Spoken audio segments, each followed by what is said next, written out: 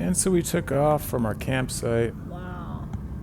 out for Yosemite. It's the first time I'd ever been there. It was one of the things on my list. That's why I got a little more ambitious than most people would and wanted to drive 9,000 miles in a giant circle tour of the country. Yosemite and Yellowstone and the whole West Coast, I'd never really had time or money or opportunity to see, so sure enough, the Dodge propelled us up and over the mountains, and although our gas mileage at that point was declining, we were up over 33 some miles per gallon, and then we hit the mountains and it kind of took a dump on us, but well worth it, that's for sure. Looking at the trees, looking at the rock canyons, enjoying the road, enjoying the company, enjoying the country. Moving into Yellowstone there. They were burning the forest floor a little bit, but it was an overall sunny day. We didn't catch any weather except for maybe once on the entire trip.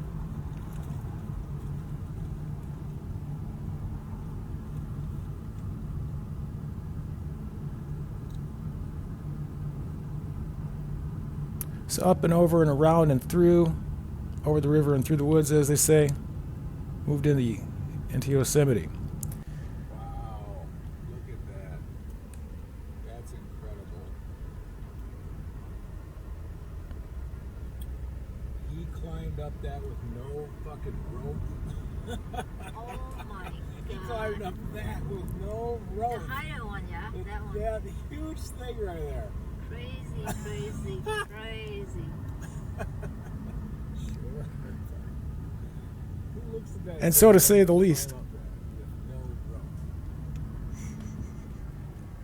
To say the least, when I looked at El Capitan, not the first thing that crossed my mind that I'm going to climb up that without a rope. Today we're gonna go up that falls. But sure enough, we were in for some climbing up the trails, that is. You drive up or walk up? Oh, waterfalls. Beautiful.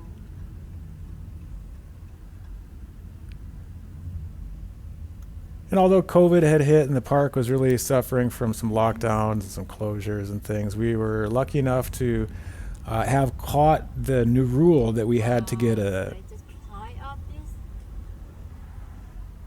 this rock mountain without safety anything. We had to get a 3-day pass. They had limited the number of cars entering the park at any one day, so luckily I was checking online all the park regulations, and even though the CDC had lifted the mask mandates and guidelines, the national park system was still under the previous system where they were requiring masks and quotas in the number in the buildings and in the park itself. One or small one? I had two waterfalls, yeah. So our first day in the park, we were set to climb up the waterfall. So we parked the car there and Beautiful. took a hike through the meadow. And the camera really doesn't capture the grandeur, Up to the top waterfall. the scale, and just the size of the landscape, the sky, the contrast of the colors, the surfaces of the rocks. The camera doesn't do it justice. It's My enormous. photographer. my personal photographer.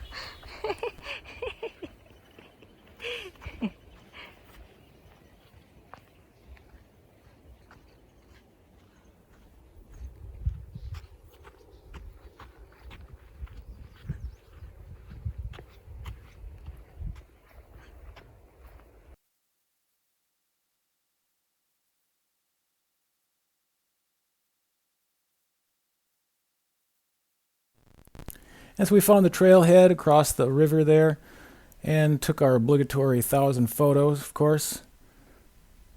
Enjoying every moment. A wonderful blue sky day with the green grass and the gray, silver granite peaks. It was just everything I had imagined. And it's clear why people like Travis Binns and Alex Honnold get caught there for a lifetime. Yosemite Valley, it's obvious why Teddy Roosevelt had to make it a national park upon his first visit there. It's fairly indescribable.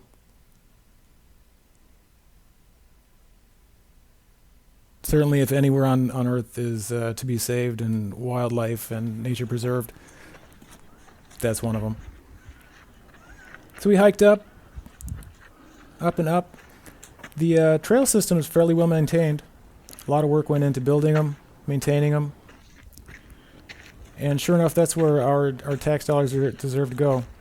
Of course, there's no cell phone service in any of these parks. It's just odd enough, thousands of visitors and no mobile service, but that's not yet considered critical infrastructure for some reason.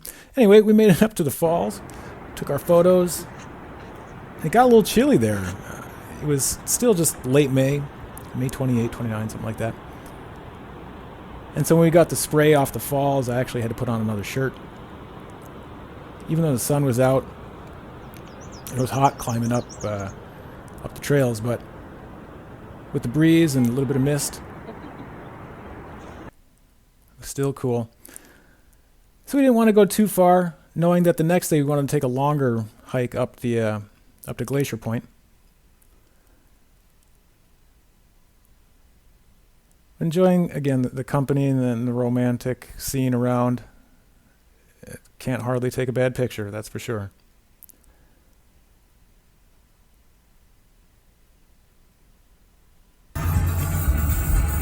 So after that, we headed back into the car and took off back on to our campsite and peeped all the burnt out trees from the fires, which they were looking to prevent with the burning of the forest floor and the meadow floor there in Yosemite, which we saw the next day.